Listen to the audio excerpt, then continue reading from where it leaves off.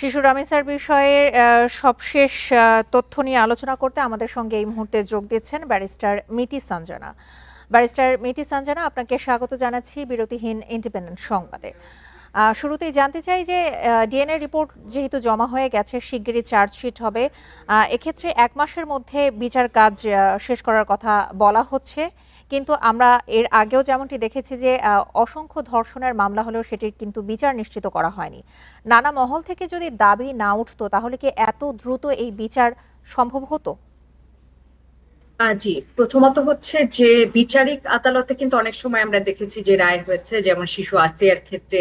আহ শিশু আসিয়া হত্যার যে ঘটনাটি, সেখানে কিন্তু বিচারিক আদালতে রায় হয়ে গিয়েছে এবং এটা প্রায় এখন থেকে 2025 সালের মার্চের সময়কার ঘটনা। এবং এখন পর্যন্ত কিন্তু আমরা দেখতে পাচ্ছি যে সেটা উচ্চ আদালতে যে যখন বিচারিক আদালতে আসলে কোনো ধরনের রায় হয় বা ফাঁসি রায় হয়, সেটা অনুমোদনের জন্য আপনার হাইকোর্টে যায়।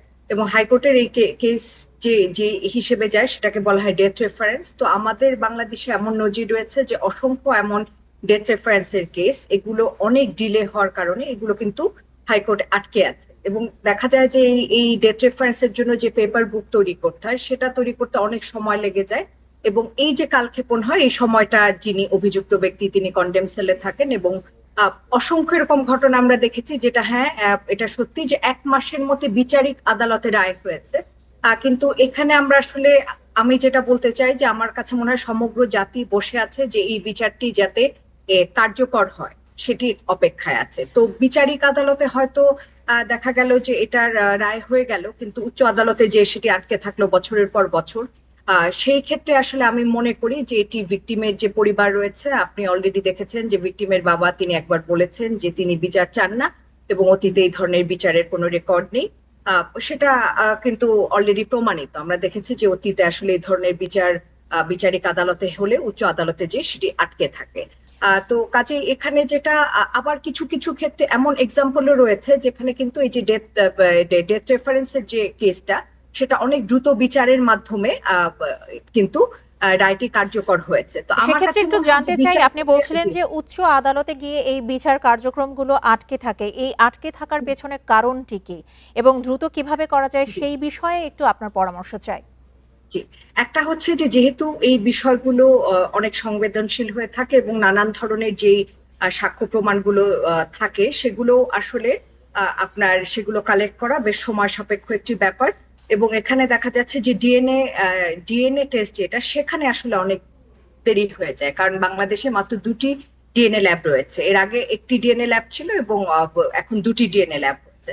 তো এই যে ফরেনসিক রিপোর্টটা আসে, এখানে একটা কালক্ষেপণ হয় এবং অন্যান্য সবকিছু মিলিয়ে একটা দীর্ঘ সময় লেগে যায়। আর উচ্চ আদালতে যেখানে সেটা আপনার ডিলে হওয়ার যেটা কারণ, সেটা হচ্ছে যে পেপার বুক সমস্ত কিছু দিয়ে যে পেপার বুকটা তৈরি হয়, সেটা তৈরি করতে অনেক সময় লাগে। কিন্তু বাংলাদেশে কিন্তু এমন অনেক এক্সাম্পল রয়েছে যেখানে কিন্তু উচ্চ আদালতে এই ডেথ রেফারেন্সের যে কেস, সেটা কিন্তু খুব দ্রুত সেটা নিষ্পত্তি হয়েছে এবং আহ, এই ধরনের আপনার রায় কার্যকর হয়েছে। তো কাজেই আমি মনে করি যে আমাদের আসলে চাওয়াটা হচ্ছে যে বিচারিক আদালতে রায় হলো সেটি কিন্তু চাওয়া না। আমাদের চাওয়াটা হচ্ছে যে জনগণ আসলে দেখতে চাচ্ছে যে এই ফাঁসি রায়টি বা যেই শাস্তি হোক না কেন, সেই রায়টি আসলে কার্যকর হতে হবে।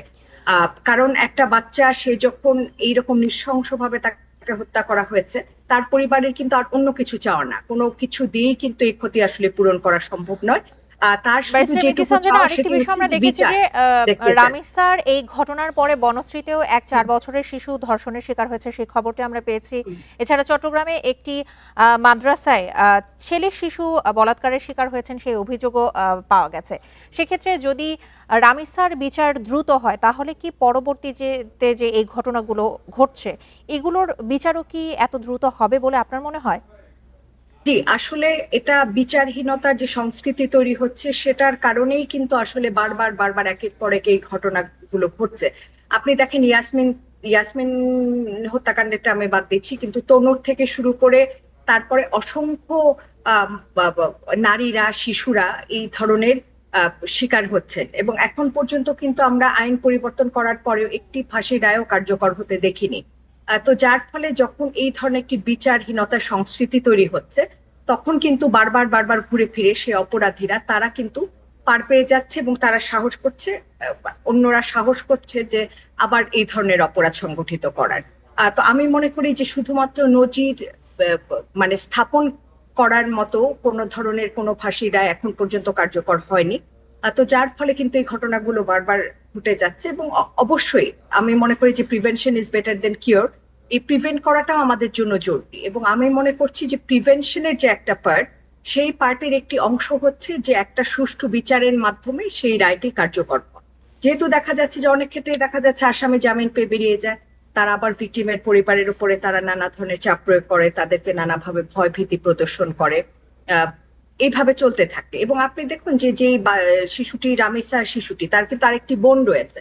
তো যখন আপনি দেখেন একটা সন্তান এভাবে পৃথিবীর থেকে সে চলে গেছে এবং আরেকটি সন্তান আছে, এবং এই আসামি কোনো কারণে তিনি যদি জামিন পেয়ে বের হন এবং প্রতিপক্ষ তারা যদি কোনোভাবে তাদের উপরে চাপ প্রয়োগ করেন, খুব স্বাভাবিকভাবেই কিন্তু তাদের মনে একটি ভীতি জন্মাবে, যেহেতু তাদের ঘরে আরেকটি কন্যা শিশু রয়েছে। তো এইভাবেই কিন্তু এই বিচার কার্যগুলো যখন এইভাবে ত্বরান ডিলে হচ্ছে এবং এই ধরনের দীর্ঘসূত্রিতার ফলে ভিকটিমের পরিবার যে তারাও কিন্তু ন্যায় বিচার থেকে বঞ্চিত হচ্ছে, যেটি আসলে তাদের একমাত্র চাওয়া। সন্তানকে তারা ফিরে পাবেন না, তারা একমাত্র চাওয়া যে যে ব্যক্তি নৃশংস ঘটনাটি ঘটিয়েছে তার যাতে যথাযথ বিচারের মুখোমুখি করে সেই রায়টি কার্যকর করা। ব্যারিস্টার মিতি সঞ্জনা, আপনাকে অসংখ্য ধন্যবাদ আমাদেরকে আপনার মূল্যবান সময় দেওয়ার জন্য।